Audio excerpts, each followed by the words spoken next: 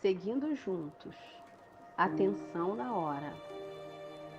Quando tudo te pareça, na tristeza que te invade, infortúnio, desencanto, amargura e tempestade. Quando a saúde escasseia e o companheiro deserta, quando o grito dos credores lembra a garra que te aperta. Quando notas que perdeste o que tenhas por melhor e enxergas apenas sombra a envolver-te em derredor.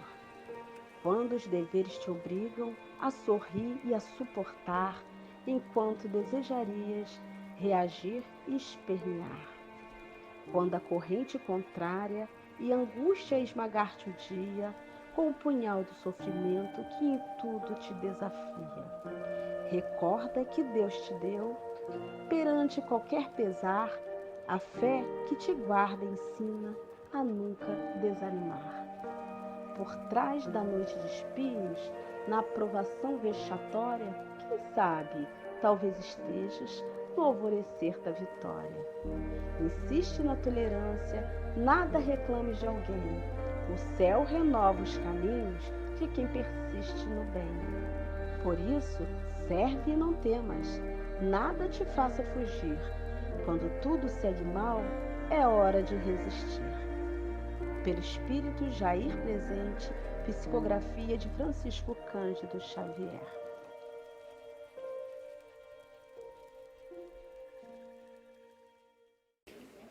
Olá, que Jesus nos abençoe hoje e sempre. Vamos para mais um estudo, lembrando da campanha contra o suicídio. Sabemos que é a pior solução encontrada, se fosse solução, né? As pessoas se decepcionam quando chegam do outro lado e percebem que nada acabou. E ficamos perguntando por que o tema hoje é perante o corpo, né? Perante o corpo e o suicídio, o que teria a ver? Tem tudo a ver, porque o suicídio nada mais é do que a destruição somente do corpo físico. Então, no Evangelho, no capítulo 17, item 11, o Espírito Protetor fala, né? Será válido ao homem maltratar o próprio corpo para buscar a purificação do seu espírito? Quer dizer, é certo isso? Aí lembramos que no passado, isso foi muito comemorado, foi muito feito. Haviam aquelas procissões em que as pessoas saíam se torturando com chicote, umas bolinhas de ferro na ponta, e iam chicoteando as costas. Quando terminava a procissão, as costas estavam totalmente machucada, cheia de sangue, que era comum, achava-se dessa forma, se livraria dos pecados que traziam, porque acreditava-se que o corpo era o culpado por tudo. E eu me lembro que ainda criança, ainda aqui, a gente escutava muito uma frase que é tipo como que uma tentativa de justificar os erros que se cometia, mas que não tem nada a ver, porque não é por aí, né? Que dizia-se, o espírito é forte, mas o corpo é fraco. Quer dizer, o corpo fraco dominava o espírito forte. Então, são ideias contrárias à realidade das leis naturais, das leis divinas, né? E o Espírito responde no finalzinho dessa questão, no texto do Evangelho: o corpo e a alma devem manter o equilíbrio entre suas aptidões e necessidades tão diferentes. O segredo está justamente em achar esse equilíbrio. Então, a gente tem que achar um equilíbrio entre o corpo e o espírito, e não desprezar um ou outro, porque, na realidade, nós viemos para cá com a permissão divina e o corpo Deus nos emprestou. É errado também aquela história da mulher dizer que pode abortar porque é dona do corpo e o filho não tem que se aproveitar desse corpo, né? Então, fica aí uma questão totalmente errada, porque nem o corpo é nosso. A gente tem ele emprestado por Deus, né? E, baseando no livro Conduta Espírita, nós vamos fazer assim um apanhado sobre essa questão de cuidar do corpo.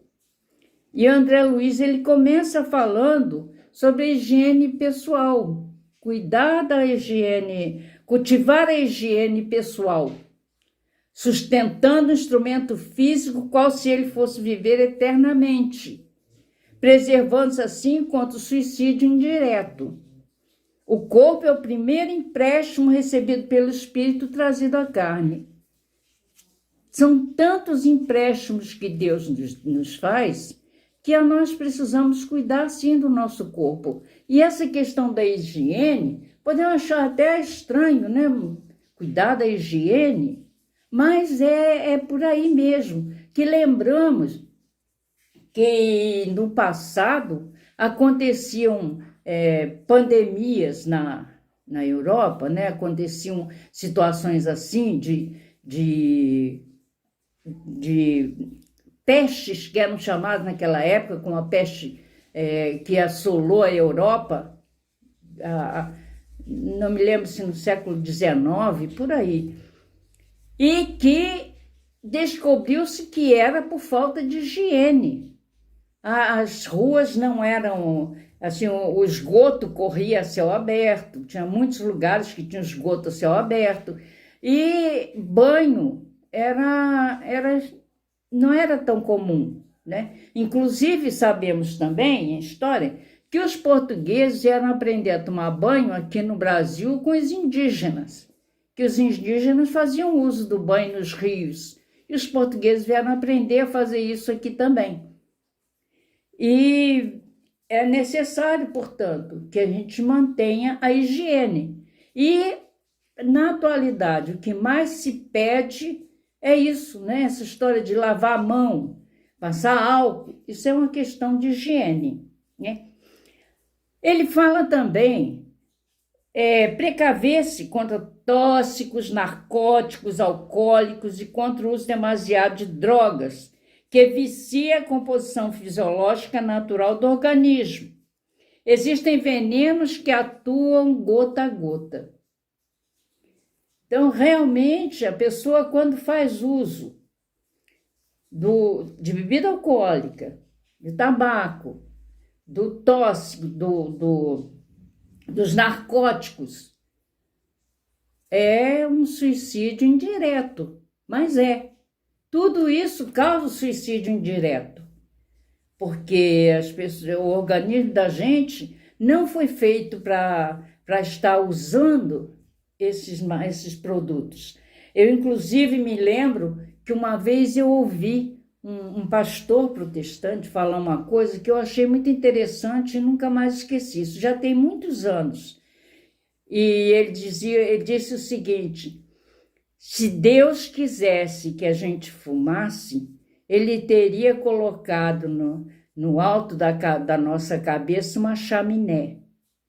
Aí realmente a chaminé iria fazer com que a fumaça fosse embora, mas ninguém nasceu com chaminé. Então não tem por que a gente estar fazendo uso desses produtos que sabemos que só destroem o corpo físico. E aí se torna um suicídio indireto, né? Conduzir-se de modo a não se exceder em atividades superiores à própria resistência. E ele conclui: o abuso das energias corpóreas também provoca suicídio lento. Então, a gente tem um momento para descanso.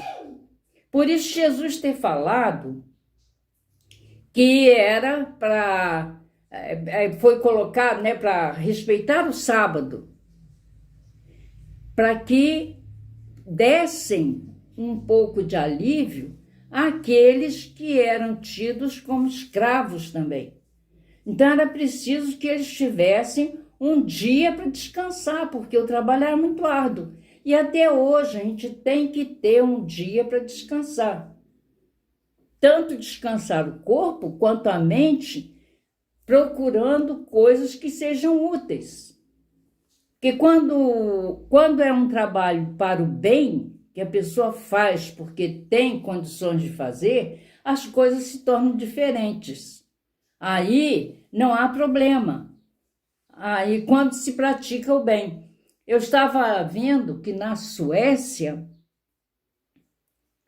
ou Suíça, agora estou na dúvida, mas um desses países, os médicos atuam o ano todo, né? Quando chega as férias, eles vão para países da África prestar serviço voluntário, ajudando aquelas pessoas.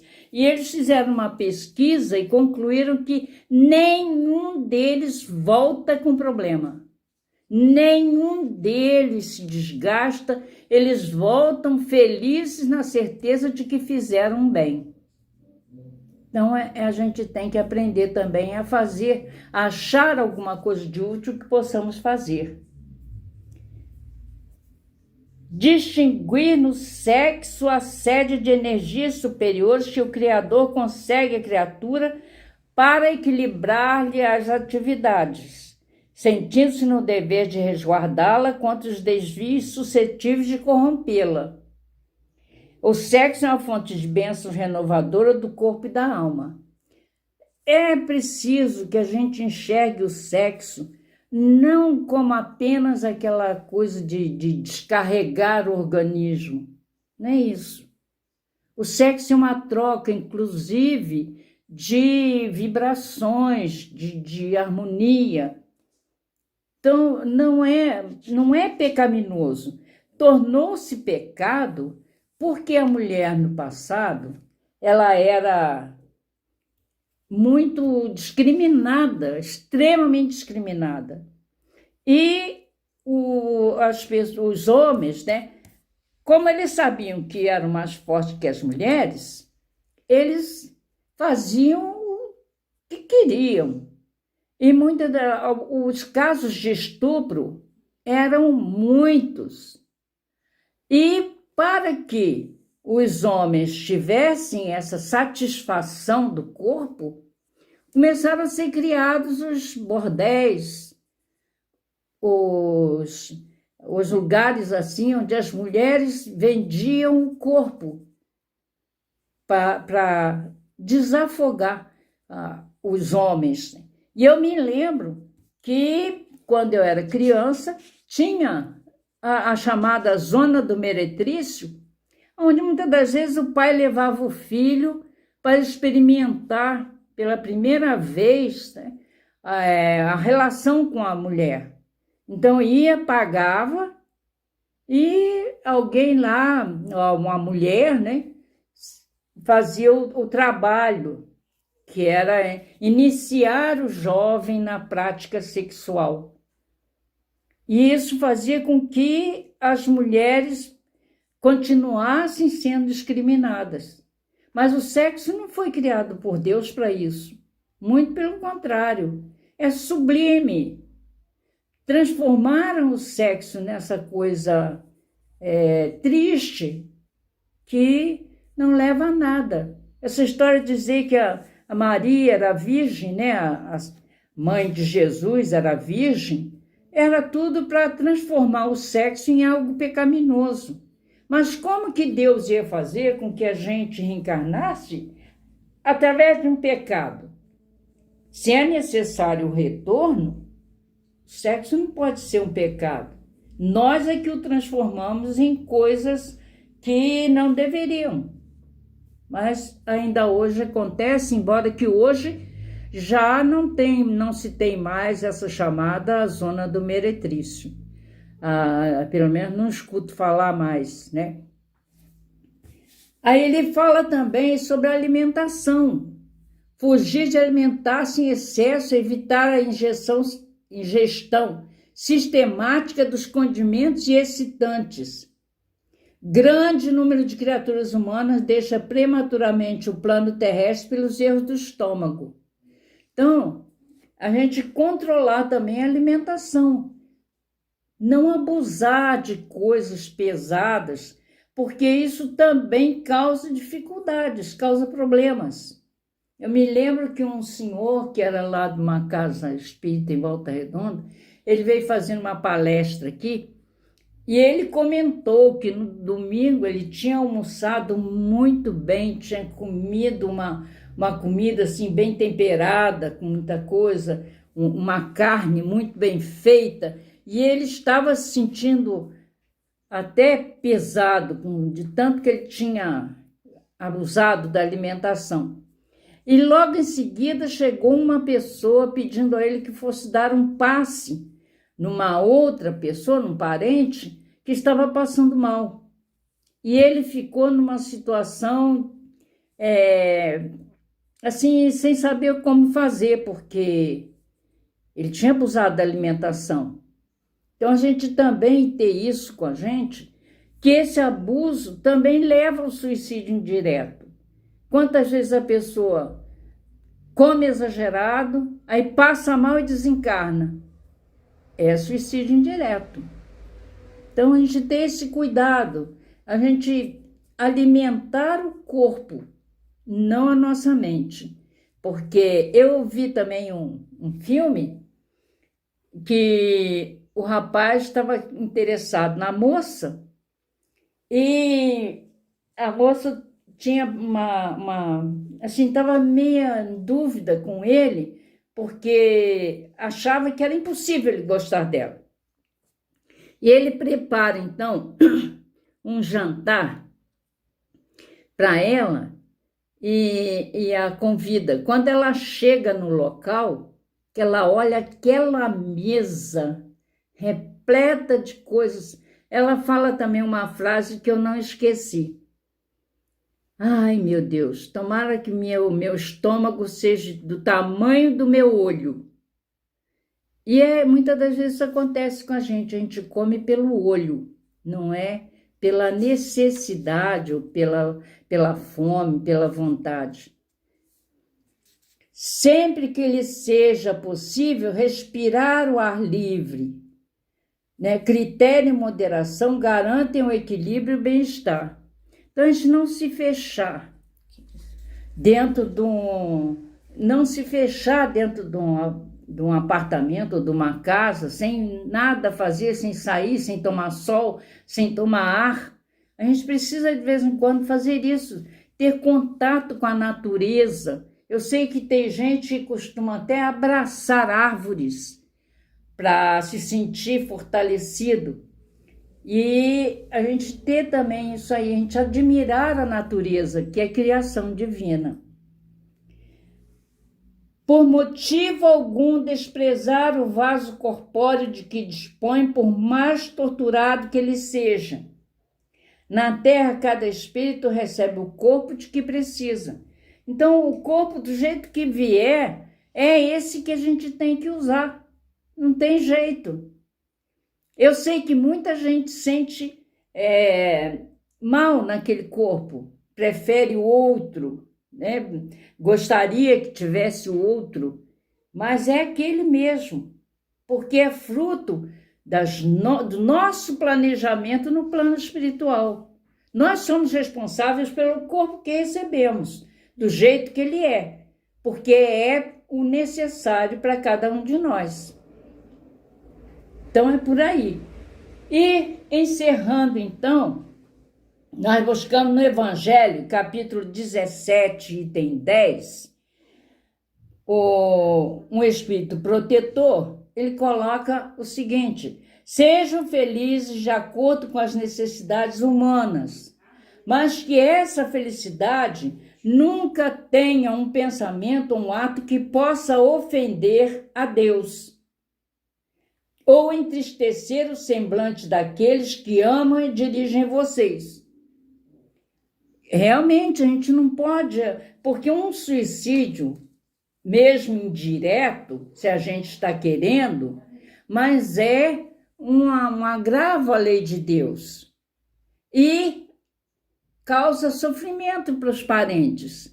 Seja qual for o suicídio, a gente ainda sofre muito com desencarne. A gente ainda se abala. Graças a Deus, a gente hoje se abala com o desencarne, com a partida de alguém. Porque antes a gente ia para o circo e batia palma quando o leão comia o cristão. Hoje a gente já se emociona, hoje a gente já não quer mais isso, né? E Paulo de Tarso conclui dizendo: glorificai, pois, a Deus no teu corpo, no teu espírito, os quais pertencem a Deus. Quer dizer, todos nós somos filhos de Deus, somos criaturas de Deus, né? Fomos criados por Deus e temos que respeitar as leis que nos regem. O dia em que nos tornarmos perfeitos, aí nós não vamos precisar mais reencarnar. E aí as coisas vão ficar mais fáceis, mas por enquanto é essa vida que a gente tem que levar e com confiança, com ânimo, com fé, com coragem. E se alguém está nessa predisposição para o desencarne, de repente, dessa forma, buscando o desencarne, que procure alguém que oriente e que a gente possa continuar cuidando do nosso corpo da melhor forma possível, para que a gente o devolva a Deus da melhor maneira possível. Que Jesus nos abençoe, nos ampare e nos dê muita paz. Obrigada.